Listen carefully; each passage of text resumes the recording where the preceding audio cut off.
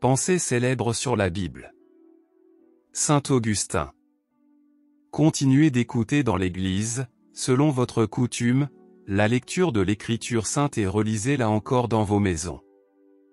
Saint François d'Assise. Personne ne me montra ce que je devais faire, mais le Très-Haut lui-même me révéla que je devais vivre selon le modèle du Saint Évangile. Pascal. Sans l'Écriture qui n'a que Jésus-Christ pour objet, nous ne connaissons rien. Isaac Newton.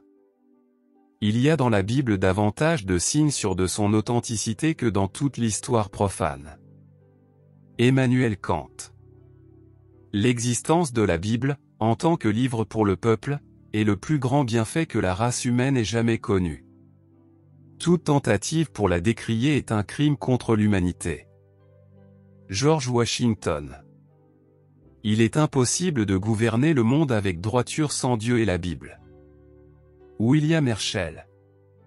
Toutes les découvertes humaines semblent être faites dans le seul but de confirmer toujours davantage les vérités contenues dans les Saintes Écritures.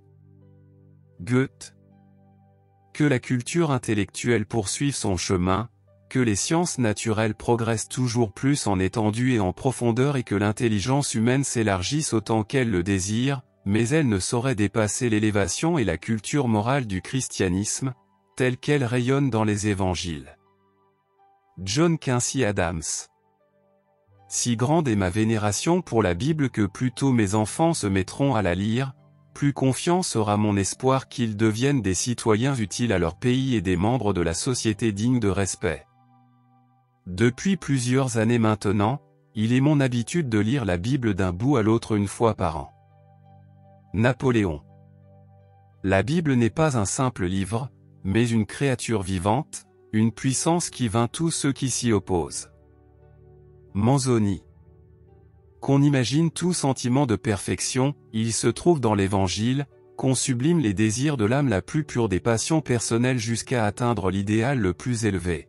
Ils ne dépasseront pas le domaine de l'Évangile et en même temps on ne trouvera aucun sentiment de perfection auquel l'Évangile ne puisse assigner une raison absolue et une motivation prépondérante, car toutes deux sont liées à la révélation tout entière. Thomas Carlyle.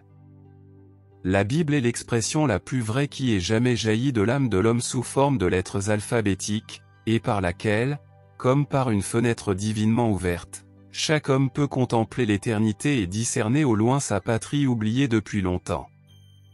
Victor Hugo. Sachez que le livre le plus philosophique, le plus populaire, le plus éternel, c'est l'Écriture sainte, donc ensemencez les campagnes d'Évangile. Une Bible par Cabane. Lord Tennyson. La lecture de la Bible est une éducation en soi.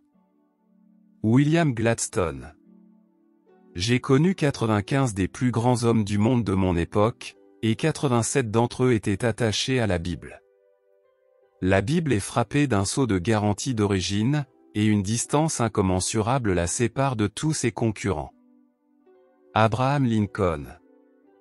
Je crois que la Bible est le meilleur don que Dieu ait jamais fait à l'homme. Tout le bien du Sauveur du monde nous est communiqué par ce livre. Camillo Benso, comte de Cavour. Je l'ai lu et profondément médité depuis 3 ans. Je ne saurais vous dire assez combien j'ai été frappé par la divinité de la morale de l'Évangile, qui laisse à une distance infinie tout ce que les hommes ont pu imaginer. Charles Dickens. Le Nouveau Testament a été et sera toujours de loin le meilleur livre connu dans le monde. Thomas Huxley. La Bible a été la Magna Carta des pauvres et des opprimés. La race humaine n'est pas en mesure de s'en passer. Paul Claudel. La Bible n'est qu'une histoire d'amour. Henry Van Dyck.